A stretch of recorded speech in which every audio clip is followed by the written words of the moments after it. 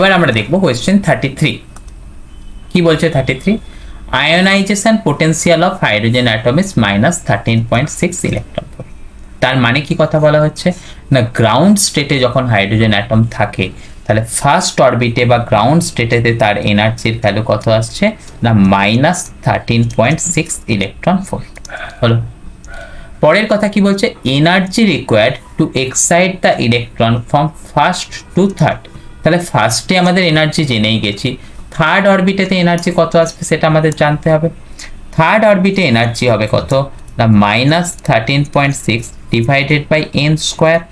এখানে n মানে কত, n মানে হচ্ছে 3, তাহলে 3 স্কোয়ার মানে কত আসছে 9। তাহলে 13.6 কে যদি আমরা 9 দিয়ে ডিভাইড করি আমরা কত পেয়ে যাচ্ছি -1.5 ইলেকট্রন ভোল্টের কাছাকাছি। তাহলে আমাদের এনার্জি ডিফারেন্স কত আসছে, এই দুটো স্টেটের মধ্যে এনার্জি ডিফারেন্স, এই দুটো স্টেটের মধ্যে এনার্জি ডিফারেন্স চলে আসছে কত E1 E3 মানে কত চলে আসছে -13.6 প্লাস 1.5, তাহলে সেটা চলে আসছে কত অ্যারাউন্ড 12.1। ওকে, তাহলে আমাদের নিশ্চয়ই বাইরের দিক থেকে এতখানি এনার্জি সাপ্লাই দিতে হবে যাতে করে একটা ইলেকট্রনকে আমাদের ফার্স্ট অরবিট থেকে থার্ড অরবিটেতে নিয়ে যাওয়া যায়। তাহলে এনার্জি রিকোয়ার্ড যদি আমাদের বলতে হয় সেটা আমাদের কত করছি না 12.1 ইলেকট্রন ভোল্ট। এখানেতে কিন্তু অ্যান্সারটা দিয়েছে, দেখো প্রত্যেকটা অ্যান্সার কিসে দেওয়া আছে, জুল ইউনিটে দিয়ে দেওয়া আছে, জুল। তাহলে আমাদের কি করতে হবে, ইলেকট্রন ভোল্টকে আমাদের জুলে কনভার্ট করতে হবে।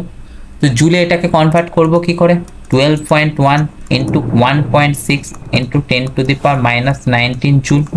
তাহলে 12.1 কে কি করতে হবে 1.6 দিয়ে মাল্টিপ্লাই করতে হবে।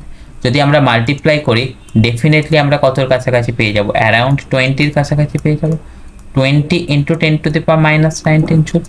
দেখো এর কাছাকাছি অ্যান্সার কোথায় পড়ে আছে, অপশান ডি, যেখানে দেখো 19.34 ইন্টু 10⁻⁻19 মানে কি এখানেতে অ্যান্সার চলে আসবে 20-র কাছাকাছি বলে অপশান ডিটা হবে কারেক্ট অ্যান্সার। তার মানে আমাদের কি হবে, কতখানি এনার্জি লাগবে না অ্যারাউন্ড 20 ইন্টু 10⁻⁻19 জুল।